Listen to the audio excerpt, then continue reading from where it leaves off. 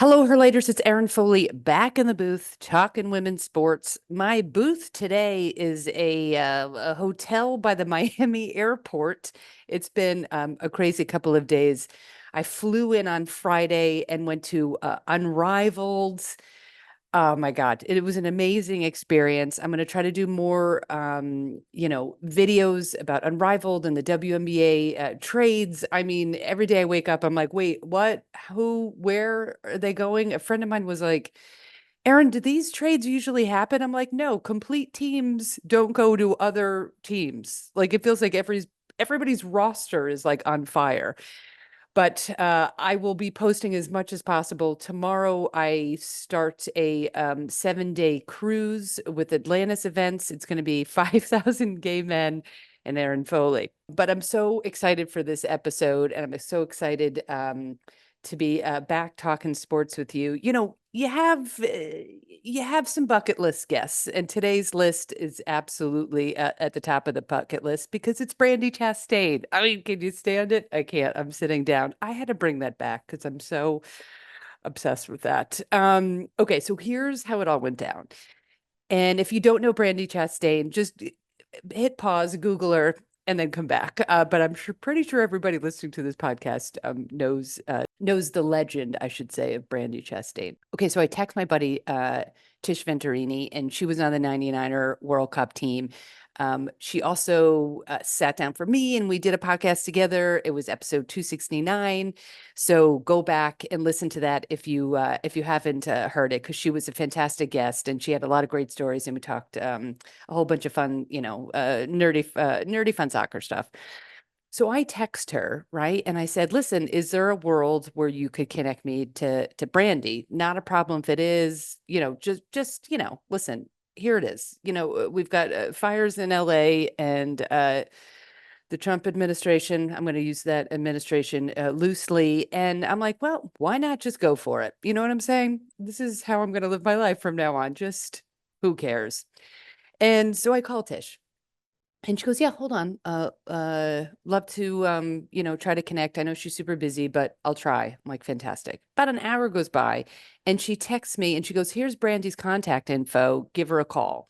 And listen, people, I did have a moment where I was like, yeah, I'll just call her. I'll just call Brandi Chastain. And I thought, well, I am. I'm just going to call her. But it was just like a pinch me moment because obviously myself and everybody listening to the podcast, I'm sure have been huge fans of her, for the last 30 years. Let me just say this. I texted her, we chatted, we set up, the day and the time on the calendar. And then it hit me. And I was like, wait, what am I going to ask her? Like, what am I going to talk about? Like, she's given 5,000 interviews and done 2,800 podcasts, loosely, public speaking, all of this stuff. And so it was like kind of this like really cool moment because it was like a light bulb moment for me because you get the guests you want, and then you're like, oh, wait, what am I going to do? What am I going to, how am I going to approach this? And I thought about it and I was like, okay, let's take the word interview out and put the word conversation in. And that really changed everything for this episode and moving forward. Because then it just felt like, okay, we're just hanging out, right? And that's what I kind of wanted when I started this podcast. I'm a huge nerd. I know all the research, I know all the stats, but I wanted to get to know them and I wanted to have my listeners get to know them just as people and what else they're interested in and what else they're up to, besides some nerdy soccer questions, of course, I had to throw in there. But it kind of took like the pressure off in a really cool way. Of course, I did do a lot of research, but that's just for me and like, my nerdum. But just having that angle or just having that focus of like, this is just a conversation, let's hang out and talk about life and sports. And that's what I did. And it was just so much fun because I know I sort of tend to say this a lot, but I've just been lucky because she was so fun to talk to and so easy. She had this like incredible energy and like lightness, like the word ease kept coming up. And she was just a blast. And in case you do need an introduction to Brandi Chastain, two-time World Cup winner, had the iconic penalty kick, the winning penalty kick to win in 1999, and the pose, and it was, obviously one of the greatest moments in women's sports history, but just one of the greatest moments in sports history. two-time gold medalist. She's been a commentator. She's been a coach. And last year, she co-founded Bay FC, which is the newest, it was the newest expansion team in the NWSL. They wound up making the playoffs. And we talk a lot about how she brought the team to the Bay Area where she's from, and she had a lot of really cool insights on that. I loved talking to her, and if you aren't already in love, you're gonna be after this fun conversation with the legend herself. Okay, let's do it. Let's jump right in. When we were trying to schedule, you were talking about all your golf events, which is so fun. Are Yes. you headed to the LPGA event? I did a Tomorrow little morning. Googling. Yeah, So tomorrow morning. let's talk about that. That sounds Sure. really fun. Yeah. I have a gentleman who I've been working with for a long time. The word agent kind of makes me uncomfortable. He's a friend, but we work together. And so every now and again he'll throw me a bone and he's like, "Hey, uh LPGA is having an event. They're wondering if you want to play." And I'm like, "Okay, well, what are the perks? Give me the whole picture. Why do I want to go across the country to do this?" And he said, "Well, you can do a speaking engagement for a luncheon that they do, like women's empowerment." And I was like, "That's awesome. Right up my alley. I get to sit with Annika Sorenstam Mm, and a former US marathoner, Med Kaflisi, I believe is how you pronounce his name. he's And I, amazing. yes, and I remember meeting him when we were in Sydney. I think it was for the opening ceremonies parade, and just thinking, wow, that guy runs really fast. And Yeah. so I'm stoked. So anyway, I get to go to Orlando to play some golf in some nice weather and do a wonderful panel speaking engagement. And as it turns out, it's going to roll into another event that I have in Charlotte, and I'm going to stay with a former teammate of Tish and I, um, Tiffany Sahadic, who coaches collegiate women's soccer. And so it's turning into like this awesome trip. And golf happens to be kind of the epicenter of it, which my grandfather wanted me to play since the time I was born. And now, unfortunately, he's not around. And I wish he could see me playing all these wonderful events that I get to do. That's so cool. It's like this awesome second post soccer chapter. Well, Yeah, all it's right. a Well, there's a lot of lot to fun. unpack right there. I met Tiff when I was doing some random stand-up show in Orlando. Oh, This was oh, like really? 5 or 6 years ago, and I had like my little mobile podcast equipment, and I just emailed her. I was like, "Hey, can I come to your college?" Right on. And she was awesome. She was so fun to talk to, and She's like great. just like the best energy. And so that's so fun. I love when travels can connect with like just colleagues and also sports. That's a dream. Well, to anybody out there, I love a good couch surfing situation. I'm not Yes. afraid to sleep on the couch. Wow. So I'd rather sleep on the couch than go to a hotel. Really? Yeah, I love being with people. I mean, I do enjoy a really nice hotel every now and again Yeah. where it's like nobody's telling me or asking me anything, and I can just do the channels and get room service. But I do love being with people. Yeah. And I love my people for sure. Yeah. It is. It has to be the right people, right? Because otherwise you're like, please stop. I want to be in a hotel like immediately. But that, also it is like such an interesting, you know, I travel mostly by myself, but I Yeah, grab my friend Gretchen from time to time. She loves sports, and we travel well together, and we share a hotel room, and everyone's like blown away. I'm like, well, that's like the fun time. You know what totally. I mean? Like just getting up and just talking crap, and that, like, I love those moments. I am with you. So we will be travel mates soon, I can tell. Yes, And I absolutely. have a friend who does go with me places as well. And I do remember something really funny about the national team, which was we always had a roommate. Like that was to save, you know, money. And so everybody, not now, they all have their own rooms. It's like Spa it's days. totally different, What you built. totally different. But Yeah. nobody nobody really wanted to be alone. So even though they talked about having their own room, and as it turned out, when we had players that had kids, there always was this odd room. And so there was only like one or two people who were like, always, I'm going to take the single room. And everybody else was like, okay, I'll take it. But what are you guys doing tonight? Like, can we have a sleepover? Like it was, everybody pretended they wanted it, but really not too many people did. That's so sweet. That really speaks to like the team chemistry. That was the best part for me just growing up playing sports. Obviously not at a professional level, but I played college basketball, and those road trips and the bus trips and the plane rides. I mean, those were like, the best memories ever. And you did it Yeah. professionally, which is pretty smoking awesome. All right, well, hold on. I gotta ask you about the golf. So Okay. I'm doing like a little Googling, of course, as you do with Mm. the LPGA event. And because I was like, well, how does this work with like celebrities and athletes? And Oh, good. You're um, going to tell me something I don't know. well, I am like a research nerd. I love it all.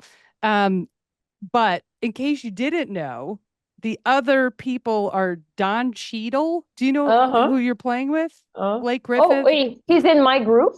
Well, I don't know if he's in your group, but I was like, how does that work? With Actually, I think this is how it works. So we're gonna do a pro-am on Wednesday, and then come Thursday starts the tournament. And Okay. everybody has a handicap. So a lot of people out there, and you know who you are. I'm looking right at you. You are a sandbagger. My handicap is real. I'm just telling you.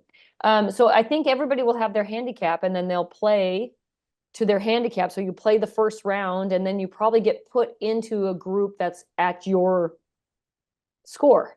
Okay. And then you have to find a way to get into the top. You want to move up into the groups. And so that on the final day, you're playing for the big prize. Are you going into this event? Like, what's the level of competition that you take to golf? Like, do you relax when you play golf, or you're like, oh hell no, I'm winning the whole thing? Well, golf is it's very unrealistic of me to think that I could win. However, why not?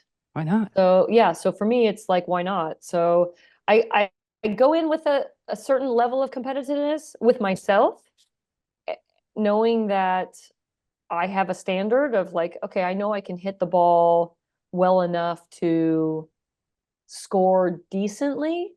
And so that will always be high for me. But in terms of against the field, like some of these people play a lot of golf. So the likelihood of me winning is pretty low, but maybe I can sneak in there into some prize money. Like hopefully it goes all the way down the list. I Wait, hope. so do you talk shit on the golf course?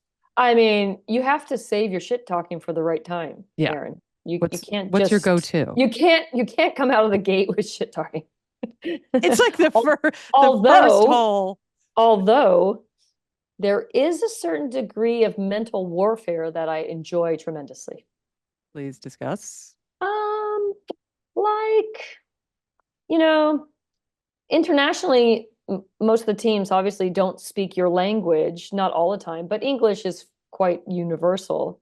And so, you can say a few things to a few people. And it's not, honestly, the things that I say are not like, they're not detrimental things, or they're not like really Well, that's mean. good to know. Yeah, they're not really mean things.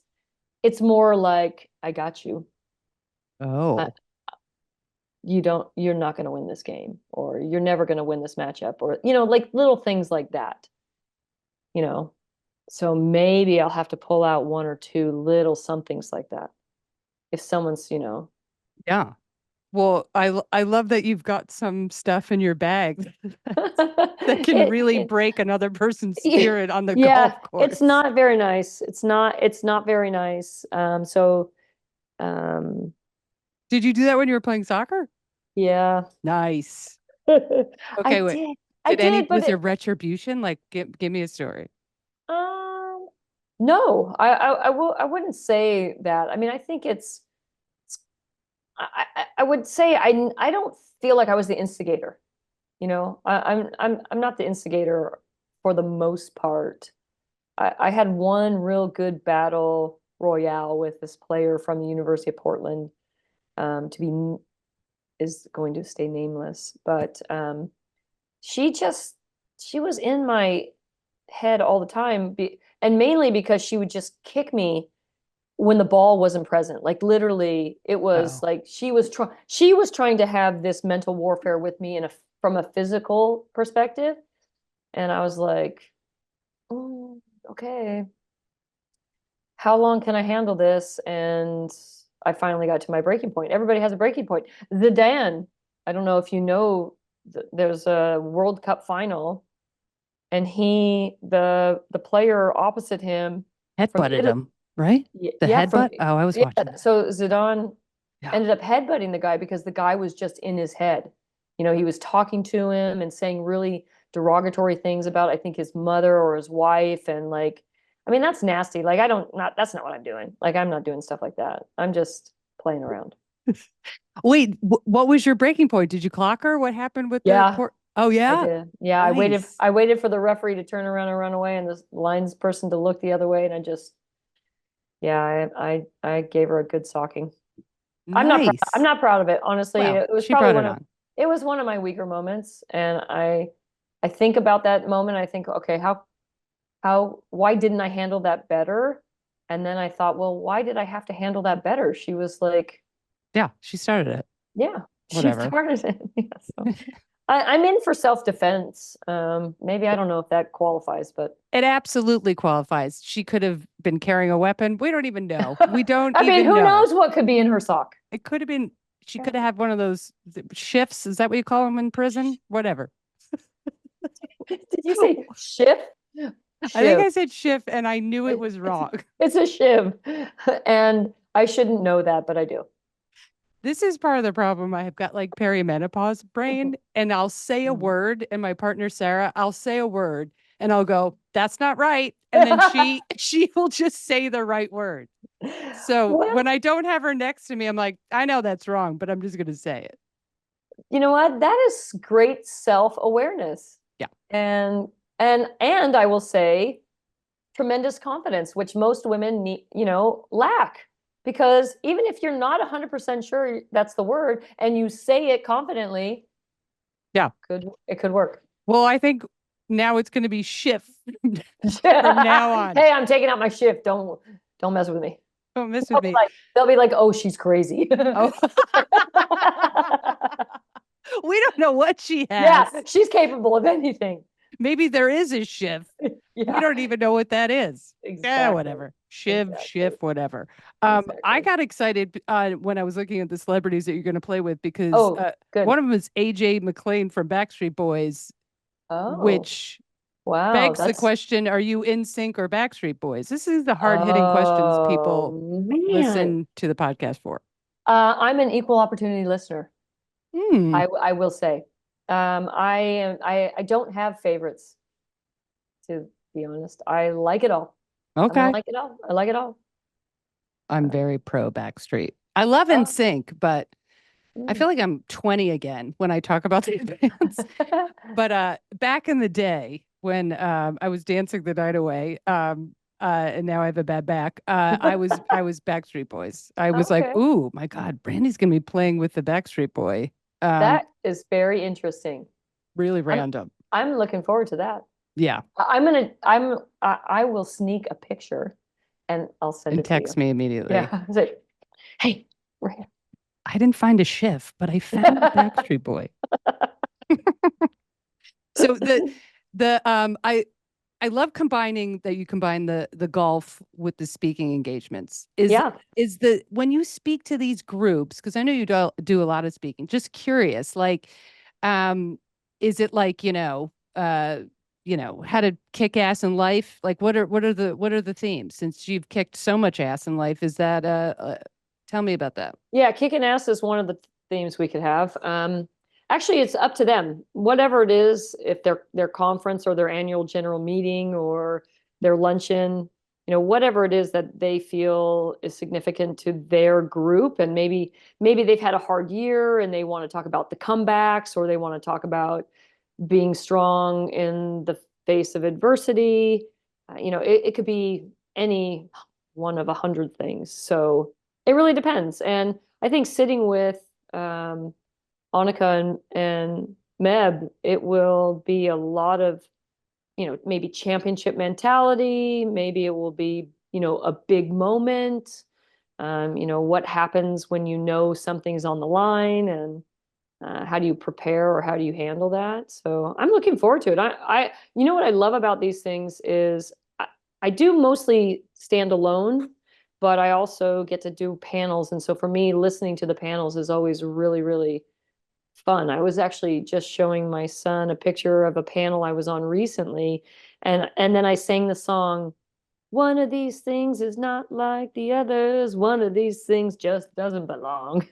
And it's Tom Brady, Serena Williams, Paul Gasol, Mark Messier, Gary Neville, Larry Fitzgerald. I mean, these are all people who, have won championships, have had multi-million-dollar contracts and big business and starting their own business. Um, and then there's Brandi from soccer.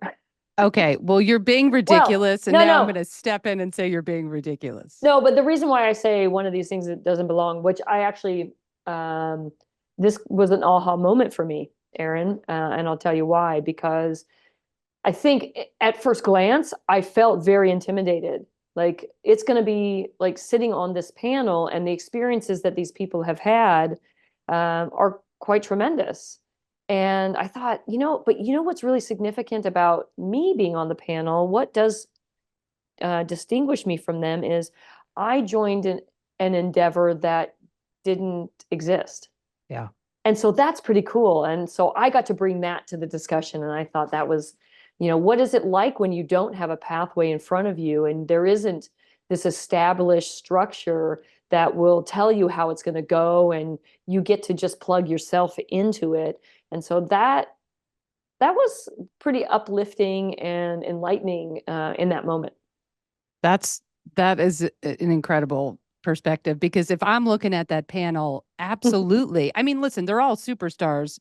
No knock on them, absolutely. Well, except for Tom Brady, because I'm a Giants fan. But um, I, you know, when you're looking at your career, you could also just mic drop and be like, I also just not only created, or help create and build an entire sport, but also I had one of the most iconic moments in sports. You know what I mean? So you have such bragging rights. Like I'd be moonwalking up to that panel. Like that's, but isn't that so interesting, right? You can have like you can be like the highest achiever and still have moments of just like, do I belong? What can I bring? Yeah. Um, and I'm not saying like men don't have it, but do they? I don't know. You know what I mean? I guess some, obviously some of them do, but I think as women, we always have to kind of check ourselves and be like, we're always kind of second guessing and like, oh, can I do that? Am I worthy and stuff? And sometimes I do want to just take a page out of the old man's handbook and be like, I'm Yeah. just going to walk right up there and be like, I'm the best.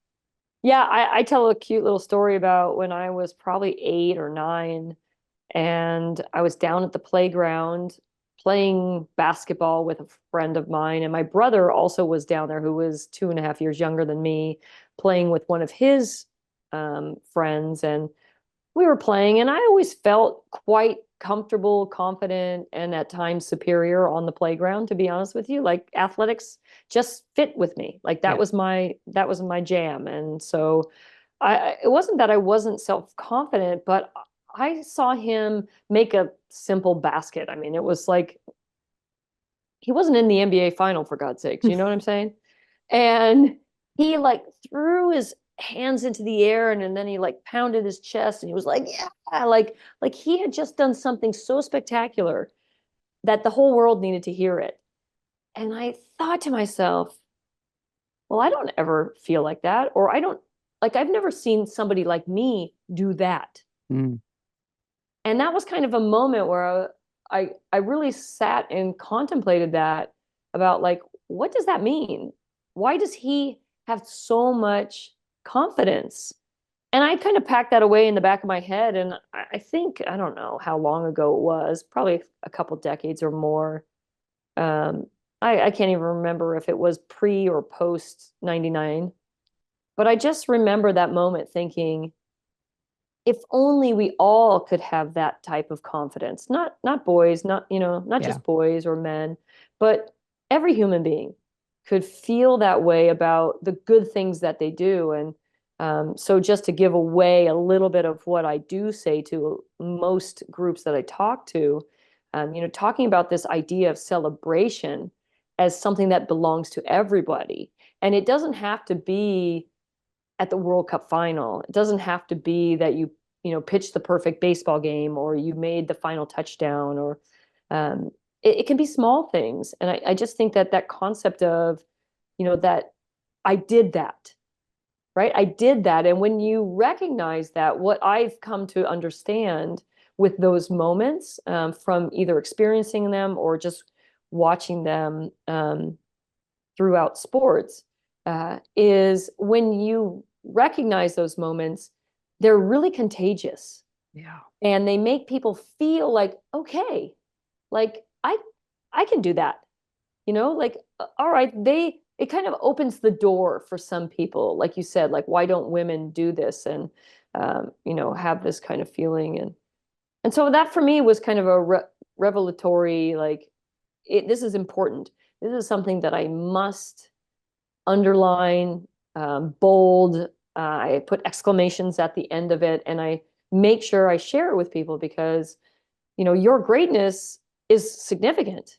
Yeah.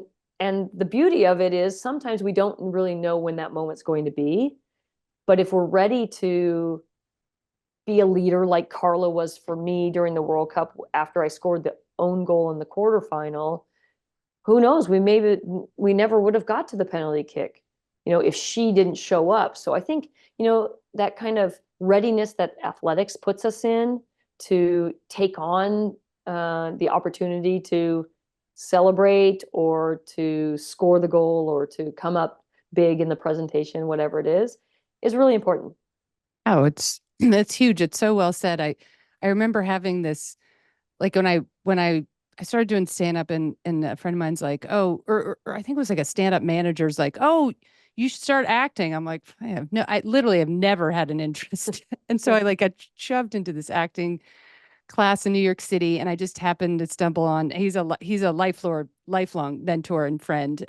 Long after I stopped acting, I don't even know if I started, but anyway, he one of his instructions was like, because the craft is so hard and just life is so hard, is he said celebrate the small victories. I Yeah. remember writing that down. I was in my 20s, and I think about that a lot because it is contagious, but it's also, if you consistently do it, then it becomes a rhythm, then it becomes, you're expecting the victories, and I think that gets in your bloodstream, and it's Hmm. motivating, it's inspiring, and also sharing it, just almost have the confidence to share it is Hmm. huge, because Hmm. then yeah, the person receiving is like, oh, what was my victory today? And the whole thing is just like a big bowl of feel good, and Yeah. it's how life should be lived, instead of like, yeah, waiting for a World Cup. It's like, well, what are all the victories before that? Which is awesome. I love that. And I love that you kind of change the speech. Like, when do you get the topic like a week in advance or a couple days in advance, Yeah, or it could be a couple weeks yeah, or a week. I mean, yeah, it doesn't really matter. But, yeah, the celebration usually comes at the end, right? So yeah, yeah, I get to remind people. And I think again, from the young girl woman perspective, is that we historically have been so consumed with ticking all the boxes that we don't allow ourselves to have that kind of freedom of expression to say, like, I did that. Like, oh, we're always like, and I know as a semi-professional perfectionist, I would say, like, ah, I could have done that better. Like, and we wallow and wait and hover in that space way longer, or even just way too much. And so it's important. It's really important because if you feel good about the good things that you do, it really does inspire other people to seek out and share the good things that they do. And when we do that, we elevate spaces in ways that we don't even know that, I mean, we can't predict it. We Yeah. just can't predict it. So I, to everybody out there, I'd say, get up and do something uncomfortable. And when you do it, then celebrate the hell out of it. I love it. I love it. And I think it stops people from starting, Yeah. which is the hugest bummer. Even with Yeah. me, like I've had, all these great experiences in performing and writing and stuff, but I want to just talk about sports every day for the rest of my life. And I'm like, oh, but I'm not a professional. I've never played in the WNBA or the end of, you know what I mean? But I was like, well, I have watched 700 million Yeah. hours of Yeah. every sport. So, but it's like that perfectionist and that lack of confidence. And you're like, oh, just go for it. Just Yeah. talking to Zoom, throw it up there, see what sticks, but Yeah. it's just getting over that barrier. But I love and I think a lot of people, which is so great, look to these amazing female athletes, for inspiration. And also what's so impressive about your career too is like you're constantly pivoting and shifting, you're coaching, you're broadcasting, and now Bay FC, which is super exciting, except when you play Angel City. I didn't enjoy that, but Sorry, sorry, sorry. by the way, Sorry, sorry, not sorry. sorry, not sorry. But let me just ask you this from just a curiosity. Do you have, and it's totally okay if you do you have like a real competitive like I hate LA, like we have to beat LA from living in Bay Area? No. I No. find it odd. Like I'm going to cheer for Bay FC and probably San Diego if they were playing. Like for me, it's like California. Well, I'm a New Yorker, but California. Like I love San Francisco. Yeah, I do not have that. Like I don't have this love of the sport or the game and this hatred for the nearest opponent, but I love healthy, competitive matches. Like I love it. Like I love when I was young and I played on the NorCal state team and we had SoCal state team, and because our state was just so big that they had to separate us, and I love beating Cal South. Yeah. I feel like, you know, we would always give each other a hard time, like God's country's up in the north, and you know, innovation happens and you guys are all smoke and mirrors and your facades and whatever, like you like to give Yeah. each other a hard time like that. But no, I don't. I just love good, honest competition. Like I don't hate anyone, and I don't, no, hate's a strong word. I don't. Yeah. I don't. I think it's like absolutely like I'm obsessed with rivalries are so fun. And I Yeah. think, listen, I'm just going to be honest. As I was saying that, I was like, San Diego. So I'll just put it out there. But I was like, wait a minute. When we play the Wave, I really need to win. So maybe I am Yeah. developing. But grew up in New York, and it was just like men's teams. Of course, growing up, it was like Yankees, Mhm. Giants, and all that stuff. And I just remember like, oh my God, just filled with absolute. I hated everything, Philly and Dallas, Mhm. and now I'm like, I love those cities. They're great cities. I don't care. But But you it's must have a little bit of despair about Saquon Barkley. Thank you for bringing that up, Brandy. Yeah, my pleasure. That's the end of that's all the time we have. I find myself now, I love him so much. I remember watching him at Penn State and Mhm. thinking the Giants, unfortunately, they're in total disarray. And I felt like every time Saquon scores, someone should be fired in the New York Giants organization. So we It's should, it's it's true. I mean, he was so much. I mean, he is just an absolute joy to watch. Mhm. And now I have to see him as a Philadelphia Eagle. Yeah. Painful. Yeah. But I think that, I was watching the game yesterday, and I was thinking about, boy, Giants fans must be heartbroken, right? Because, Yeah. losing a player like that, I think, as now a part of the founder of BFC, it's like, getting and losing players, like that's a part of professional sports, and you have to, I think, have players and organizations have to have thick skin, right? There's always going to be trades, there will always be free agents, there's always going to be change is inevitable. That's another thing I really love. The change is awesome. I think most people dislike change. But you know, I was just thinking, boy, I think that watching Saquon is a great example of how do we get the best out of people, right? Yeah. Because he's not a different runner than he was. He maybe it was personnel, maybe it was play calling, maybe it was, you know, somebody didn't give him the confidence he needed. I mean, there's just so many variables. It would be interesting to know, you know, why it didn't work as well as it seems to be working right now. Well, I have a couple guess I have a couple guesses, just basic yeah. Besides the quarterback, sorry, Besides the besides the talent quarterback. of the quarterback and the GM and the coach and the offensive coordinator and the owner. Those things? I Got it. think, I just think people around him. But that's an interesting thing. Like, you start BFC and now that's what you're dealing with, the loss of players, retirement, Jim Beatty leaves, like, or retires, and this whole other chapter. I'd love to just briefly just talk about how it all began, and then you found you're starting or whatever co-founder with four other of your teammates, which is such a great story. I love it. Yeah, so obviously women's soccer historically has always been in Northern California. We have the most successful, let's see, attendance rate here in Northern California for the U.S. women's national team. You know, we were the first ever domestic league champions in 2001 when the WUSA started with our Bay Area Cyber Rays. So I will forever hold that over Julie Foudy and Tish Pentarini's heads. There goes the SoCal NorCal rivalry. There we go.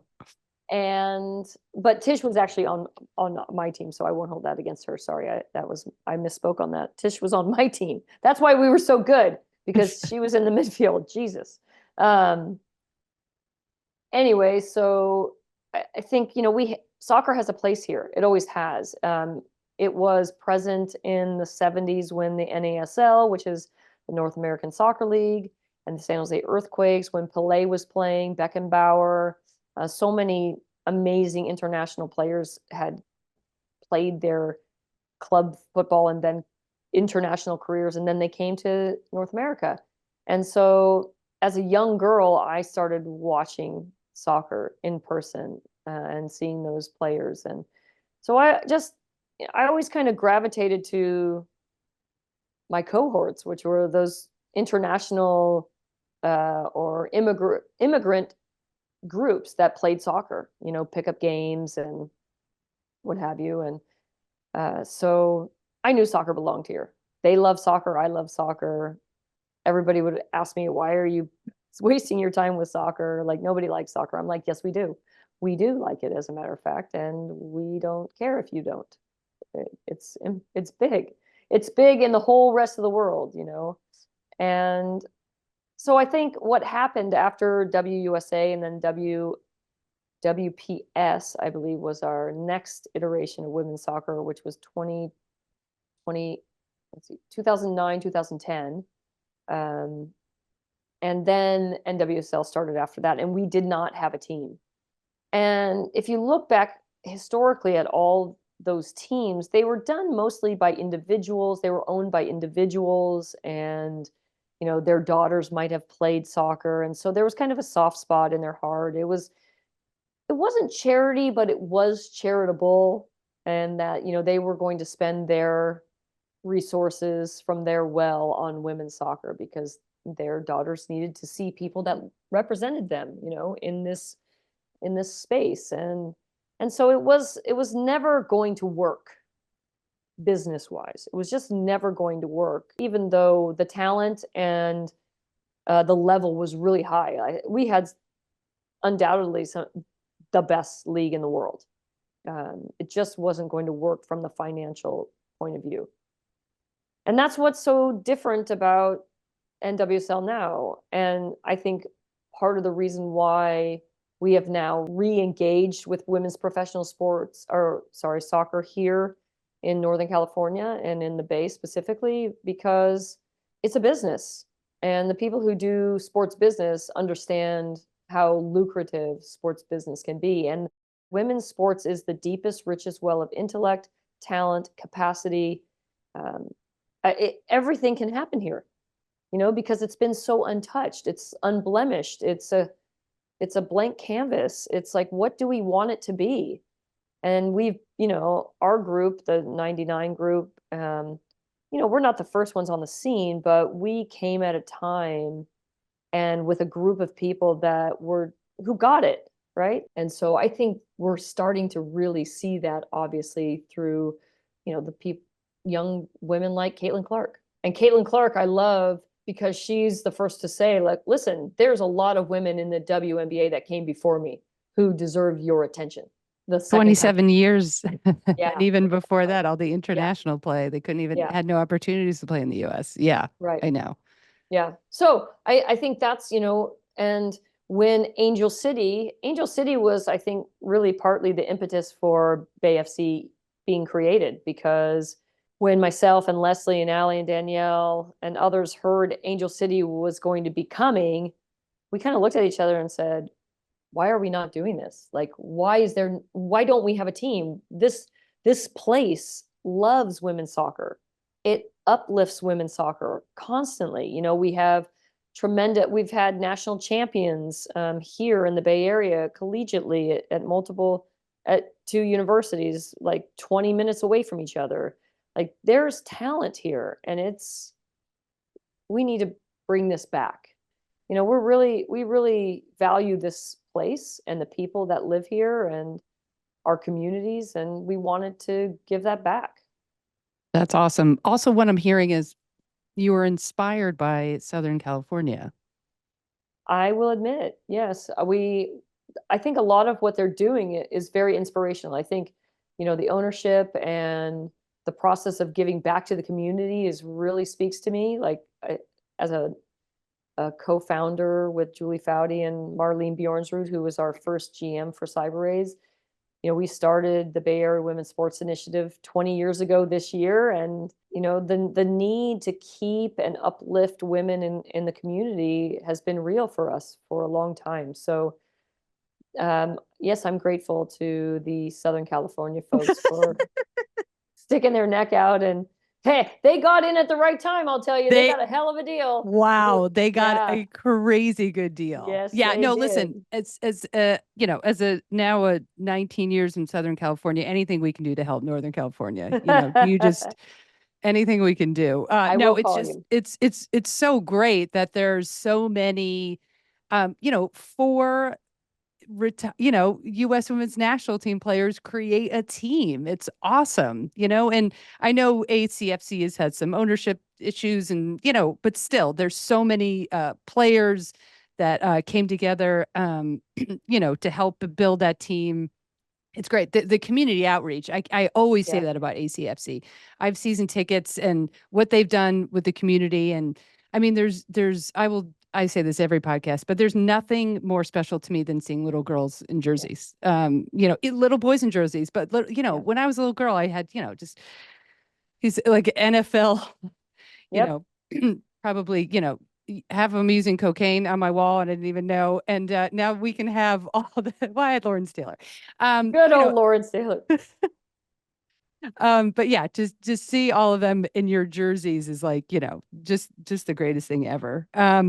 All right, just a couple nerdy soccer questions, so we'll wrap it up. But I think I had emailed you this, but a friend of mine asked, is the NWSL like the best soccer league in the world? And I honestly didn't know how to respond. I was like, I think so, but I know obviously European team leagues are good. Like, how do we shake up to the European or all the international leagues? Yeah, I would argue that we are the best league from top to bottom. If you look at Spain, you look at England, you look at Sweden, you look at Germany, they all have top notch first, second, third place, maybe fourth place teams. But in our league, everybody could win the games. And the degree of difficulty in winning matches in the NWSL is much greater than it is around the world. And so I think from that perspective, I say we're the best league in the world. There's no denying that there's great talent around the globe. Like, I think if you had asked this question, so I will say, when I graduated from college, there wasn't a place to go and play. So this is in the early 90s. And I ended up going to Japan. And there was a lot of ridicule, like, why are you going there? What do they know that we don't know? And how is that going to help you? And, come to find out, not too long after, Japan ended up becoming World Cup champions. They did have a lot going on, and they had a different style of play. And I think, part of the conversation about players leaving NWSL and going there, and players coming from different parts of Europe or UK and coming to us. And I think that's always been a part of soccer, international soccer. So I don't see it as a big deal, to be honest with you. I love, uh, maybe if Naomi Girma was, she's from San Jose, she's from my hometown, and she went to the same high school as my parents. Would I have loved to see her stay home? Who wouldn't want Yeah. their, players to stay home?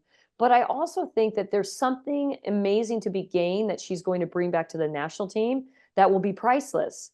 And so that experience is really important. And so I think if we all got out of our own head and our own way, and we looked at the big picture and said, that's a great move for her and the future of women's soccer. Yeah, I was absolutely so torn. My first reaction was like so happy for her. I mean, I cannot believe. I think I probably, maybe saw her some matches at Stanford senior year, but then all of Mm-hmm. a sudden I just was like, wait, who is I mean, she just I felt like she went to not from zero, but you know what I mean? Like Yeah. just stepped on the pro scene and then just like took over. And I was thinking about like how lucky we are, like bigger picture of like we had Rampone and then and we're like, how I was like, we're never gonna be able to she's irreplaceable. I mean, she really was. But then all of a sudden it's like Becky Sarabra.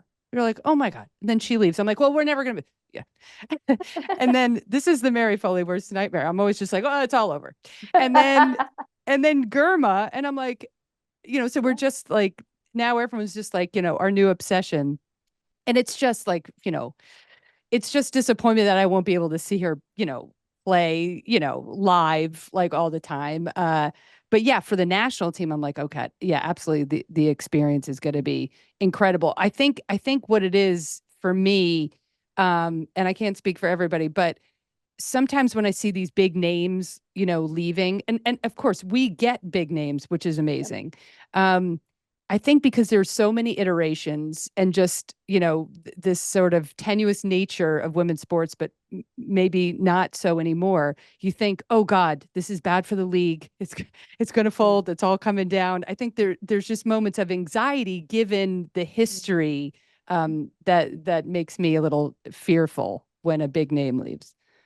Yeah, I think, but it's temporary. Yeah. To me, I feel like it's temporary. I mean, our league needs to obviously be thinking in the now, but with our head in the 5 years and 10-year plan and 20-year plan and beyond. Well, we're already in the 13th season. And so, we have a lot to look forward to. And I believe full well that Naomi Gurman will be back in NWSL um, at some point.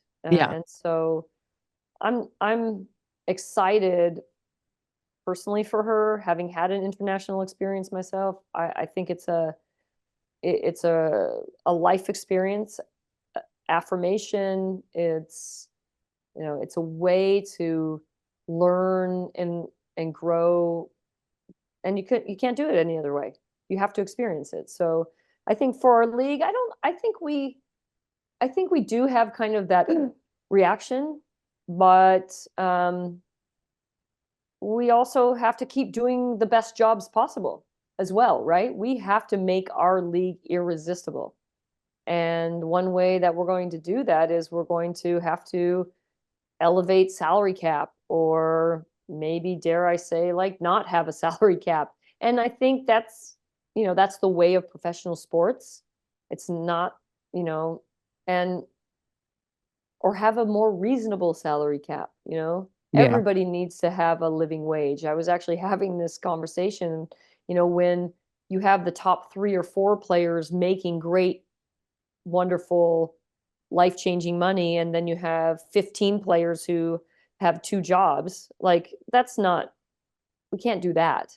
Yeah. You know, we have to think from this bottom up, um, so that we allow our players to become the best that they can be so that our league will flourish and our teams will develop, and then the competition rises, and you know, gaining and earning that shield is so difficult, and winning the championship is like almost sacrificial, you know, like it just takes so much to do that. And that's what we want and then it becomes so compelling that you can't keep people away. That's what it is. And you can't keep those international players away. They're dying for this opportunity.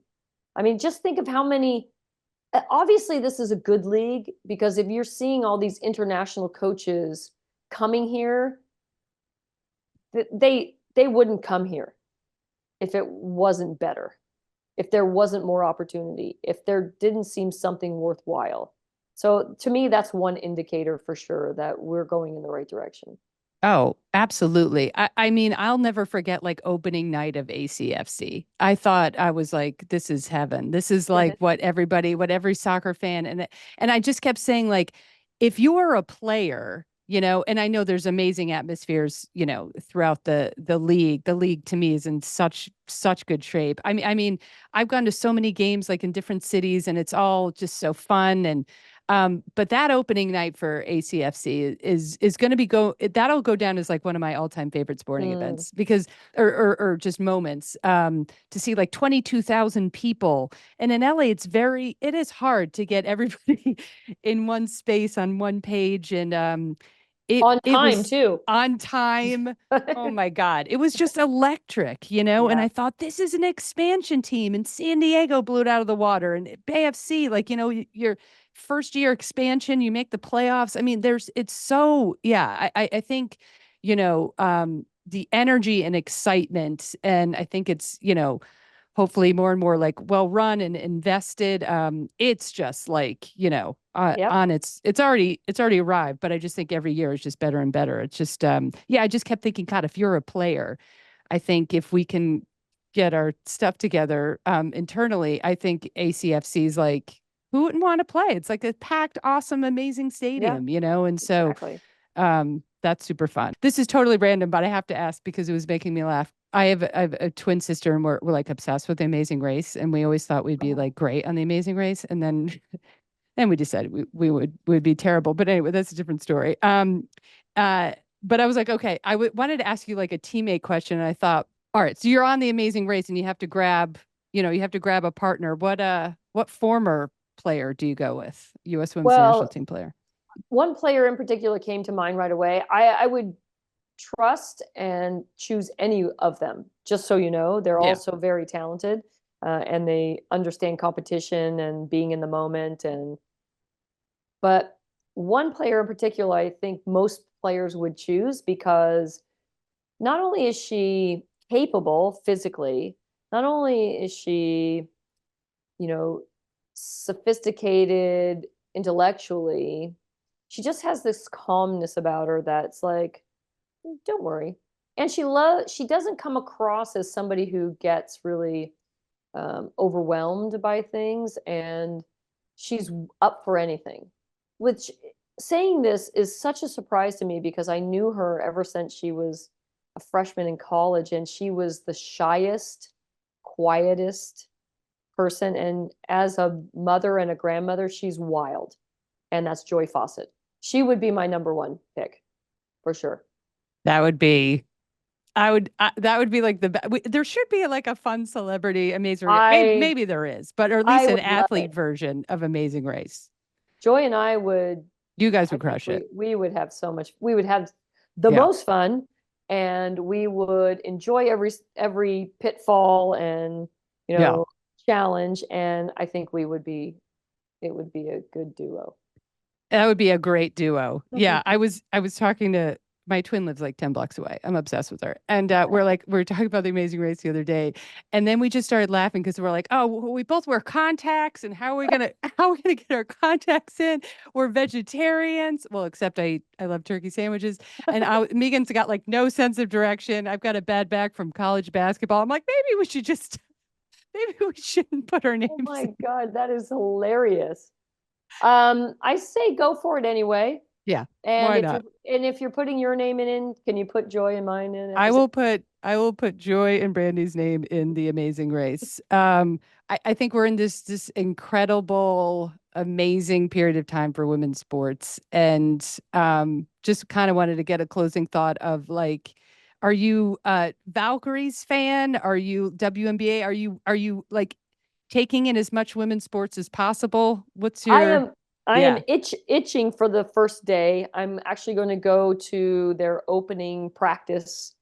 Um, yeah, I see Jess and I just sat on a panel together and I was like, Jess, I need to know all the details on the first day. I want to come and celebrate your players. I want them to know that there's so much love in the community for them um and like, in LA, we have some traffic too here in Northern California. So it's not going to be an easy trek, but I think it's one of those things that like Michael Jordan, like a Wayne Gretzky, like you want to see those things in person.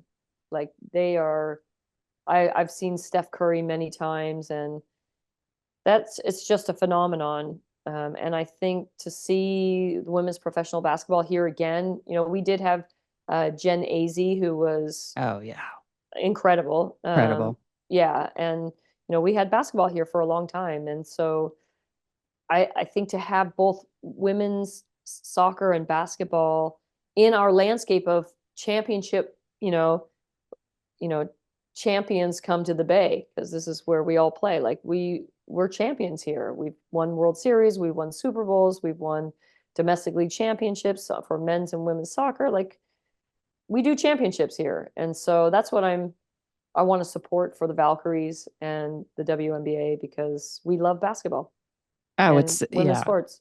And it's such a yeah, it's such a sports city, but you're right. I mean, it's a huge basketball city. I met Jess. Is she is she GM? What's her She title? Or is, president?